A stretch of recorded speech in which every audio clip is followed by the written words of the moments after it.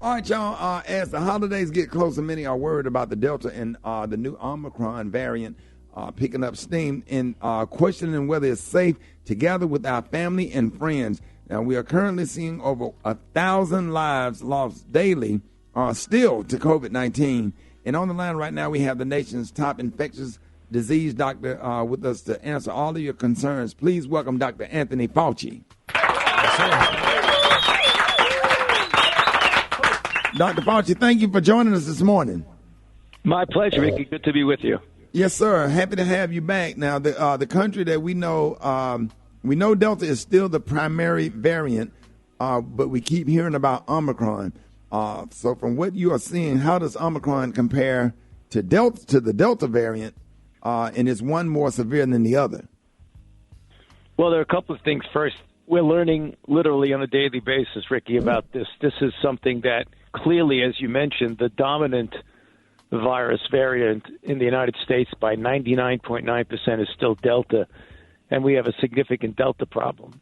The Omicron that emerged in southern Africa and likely in South Africa, which has the most cases, has some characteristics that we are getting more and more knowledge of. It looks like it is quite transmissible, and in fact, in the setting of South Africa, it seems to have a transmission advantage over Delta in that it is soaring pretty abruptly and deeply in South Africa. That's the first thing. Interestingly, and maybe some good news, although it's too early to feel confident about it, that the severity of the disease does not appear to be at the level of Delta, maybe a little bit less, we hope.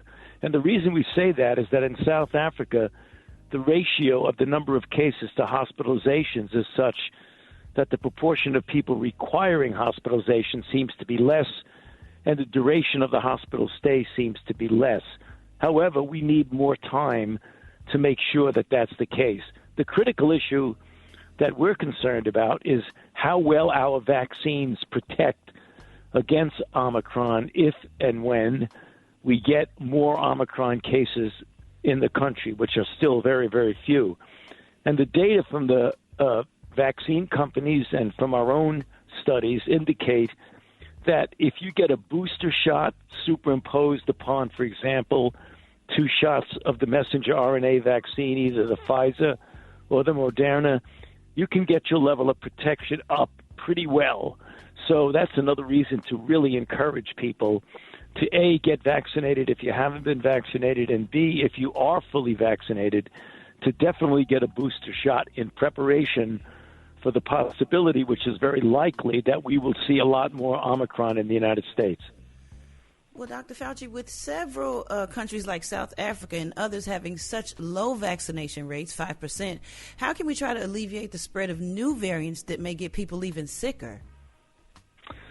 Well, that's a great question, and that's the reason why it's so important for wealthy countries like the United States to do whatever we can to get doses of vaccine to the low and middle income countries, including and particularly in Southern Africa, because as long as you have a lot of virus dynamics going on and a lot of transmissions throughout the world, there's always the risk for the evolution and the emergence of new variants, similar to what we saw with the Omicron. So we have to treat this as a global response to a global pandemic. And that's one of the reasons why the United States is doing so much now, more than any other of the entire countries of the world combined, to get vaccine doses to the developing world. Now, we're seeing more and more kids get sick again from the current variant. So when will children or younger kids of the lower age be able to get vaccinated, in your opinion? Well, as you know, the vaccine is now approved, the Pfizer vaccine, for children 5 to 11 years old. There are 28 million children in that cohort category. We've vaccinated a bit more than 3 million, 3 to 4 million, which is more than 10% of that. We got to get a lot more of the children from 5 to 11 vaccinated. We've done the studies on children from 2 years old to 5 years old and starting studies on kids from 6 months old to 2 years old. it is likely that we will not have enough information until at least the first quarter of this coming year, 2022, see any approval of vaccines for kids very, very young until the early part of next year.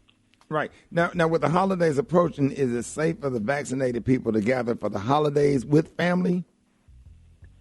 Oh, yes, and we encourage that, and that's the reason why we talk so much about getting vaccinated and getting boosted. If you're with your family and the family members and even friends to come over for the holidays, if they are vaccinated and hopefully boosted, then you can enjoy a safe and enjoyable type of holiday that we've traditionally been used to for so many years of our lives.